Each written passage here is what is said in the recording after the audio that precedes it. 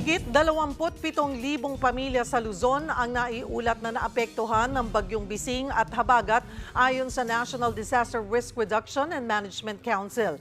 Partikular na sa Central Luzon, Ilocos Region at Cordillera Administrative Region.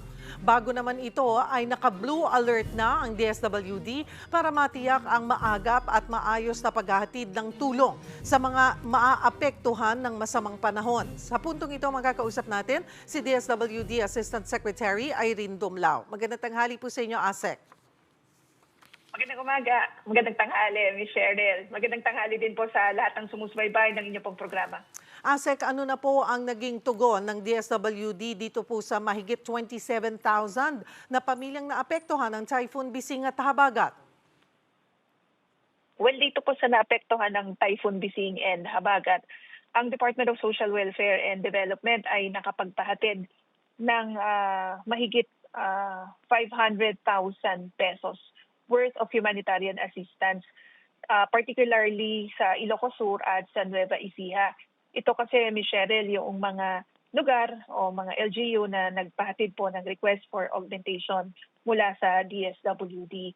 Doon naman po sa mga naapektuhan ng Habagat, dyan naman po sa bandang Zamboanga, ang DSWD rin naman po ay nakapagpahatid ng tulong na nagkakahalaga ng mahigit 400,000 pesos.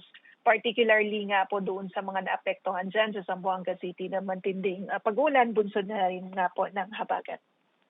ASEC, gaano po kahanda ang DSWD sa ganitong uri ng kalamidad ngayong taon? May sapat na ho ba tayong pondo at relief supplies? Ang Department of Social Welfare and Development, alinsunod sa kautusan ni Pangulong Marcos Jr. ay tinitiyak po na sufficient yung ating pong mga resources para matugunan natin sa mabilis, maayos at sapat na pamamaraan yung pong ating mga kababayan na naapektuhan ng iba't ibang mga disasters. Kung kaya nga po ang DSWD sa kasalukuyan ay may mahigit 3 billion pesos na standby funds and stockpile. Kasama na po dyan yung mga food and non-food items na nakapreposition po sa iba't ibang lugar sa ating bansa. Ganito po kahanda ang DSWD na tumugon at mag-provide nga po ng augmentation support sa mga local government units. Dito sa nabanggit ko, Ms. Cheryl, yung standby funds and preposition goods po natin, ang ating national stockpile sa kasalukuyan ay nasa around 3 million family food packs na again naka-preposition po in strategic areas sa ating pong bansa. Paano rin po natin sinisiguro na makakarating agad yung tulong sa mga LGUs na pinaka-nangangailangan? Malaking hamon po yan palagi pag may na-isolate na lugar. May naisip ba this time na bagong approach, strategy ang DSWD para talagang nandoon na pag nangailangan po? Opo, tama po iyan. Gaya nga ng nabanggit ni President Marcos Jr., dapat maging maayos, mabilis yung pong ating pagpapahatid ng tulong para maibigay natin yung kapanatagan ng kalooban ng mga kababayan natin na madalas nga po maapektuhan ng iba't ibang mga disasters. Kung kaya nga po si DSWD ay nag-implement ng Buong Bansa Handa Program. Sa ilalim po ng Buong Bansa Handa Program, ni Cheryl, bumuo tayo ng 2 parallel supply chains para mas mapagbuti, mas mapaigting, mas mapabilis yung pagpapahatid natin ng tulong.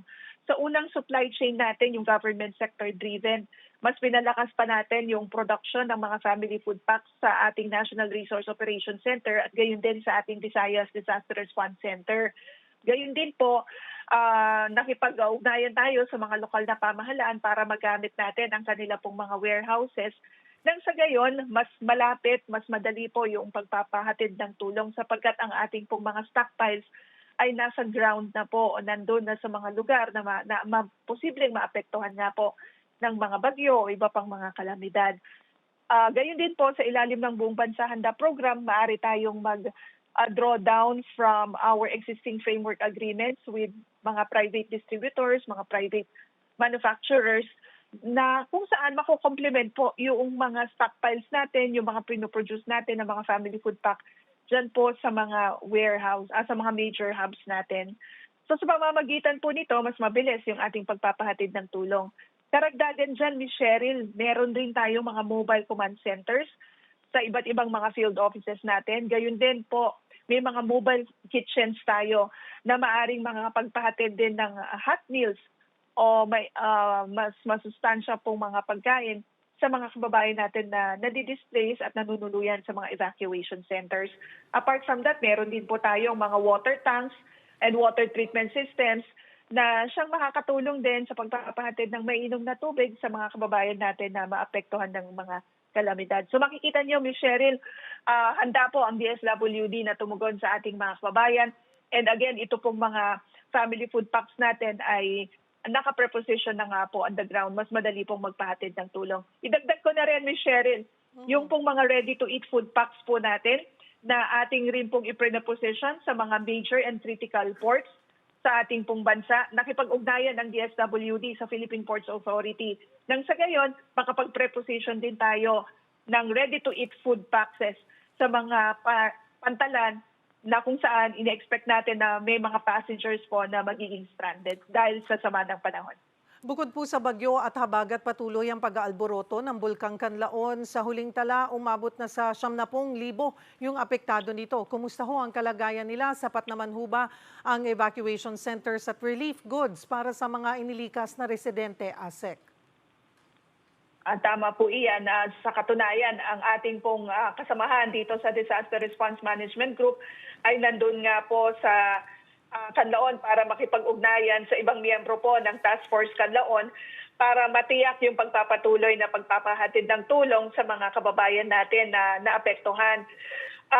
Simula po nung pumutok si Mount Kanlaon at hanggang sa kasalukuyan ay nagpapahatid ang DSWD ng mga family food packs and non-food items. Sa katunayan, Ms. Cheryl, ang tulong na naipaabot na natin as augmentation support ay umabot na po sa mahigit 1.2 million pesos worth of humanitarian assistance sa mga naapektuhan.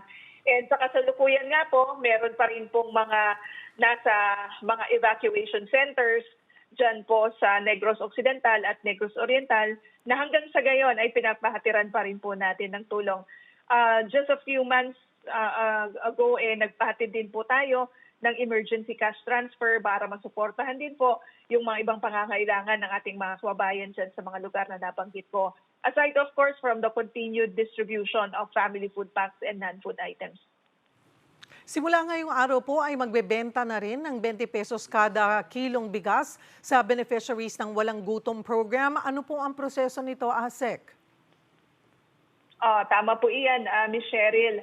Ang DSWD at ang Department of Agriculture ay nakipag-ugnayan nga po at kaninang umaga nandun tayo sa Tondo para sa ceremonial launching ng 20 peso bigas na sa Walang Gutom Program na.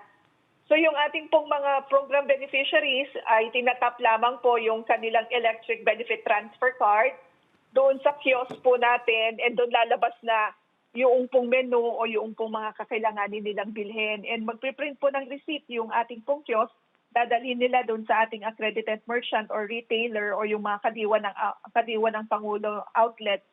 And kumbaga parang i-dispense sa kanila yung mga bibilhin po nila. Kabilang na dyan yung 20 pesos na bigas.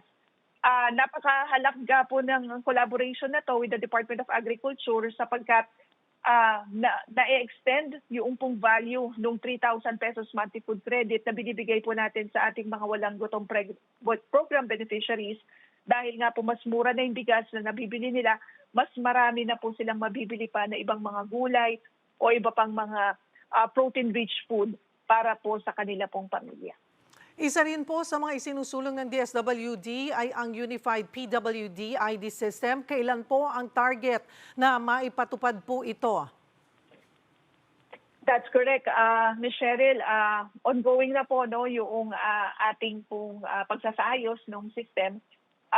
It is expected that in the second semester nga po of this year ay mag-uumpisa na tayo sa pilot implementation wherein we have identified around 200,000 persons with disabilities dito po sa ating bansa na una pong makakaranas noong pong pag-transition natin from the manual person with disability ID processing to the digital and electronic system.